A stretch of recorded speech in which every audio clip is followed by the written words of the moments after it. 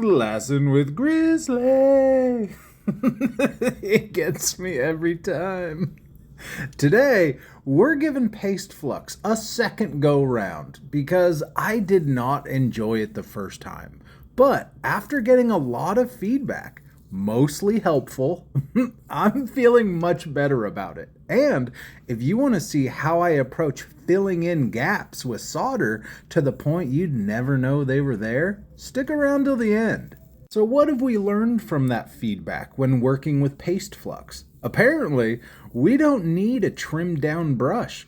It's okay to get all them bristles nice and coated in the paste. Also found out you don't need to be conservative with the application.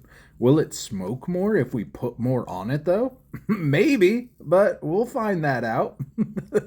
I don't know why, but it feels like I haven't soldered in a hot minute. But every time I get to this stage, it really does feel like riding a bike. The muscle memory just immediately kicks in where I remember the angle I'm supposed to hold the soldering iron, the speed at which I move it, the amount of solder I'm preloading before going back over the line to clean it up. The more you do something, the more natural it feels, no matter how long you've been away. And here's the first problem. Oh no, we're gonna need more wax. 40-year-old virgin. What's up?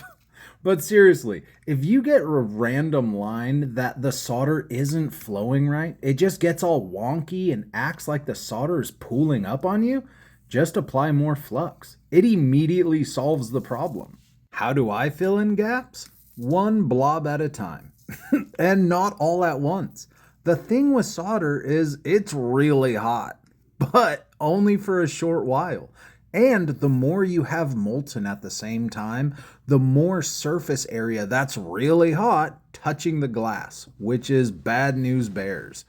By doing little dollops, then giving it 5 to 10 seconds, on your second pass, the original solder is now a foundation and not a pool. Once it's fully built up, you can smooth out the top like any other solder line. Thank you so much for watching. Be sure to tap the follow button if you enjoy watching stained glass art get created. Side note, if anyone watching this wants to send me a quick 3-second video of you singing the intro, I will absolutely add the audio from it to future videos. And give you a shout out if that's what you want. You don't have to be in the video singing it, but it does have to be in video format.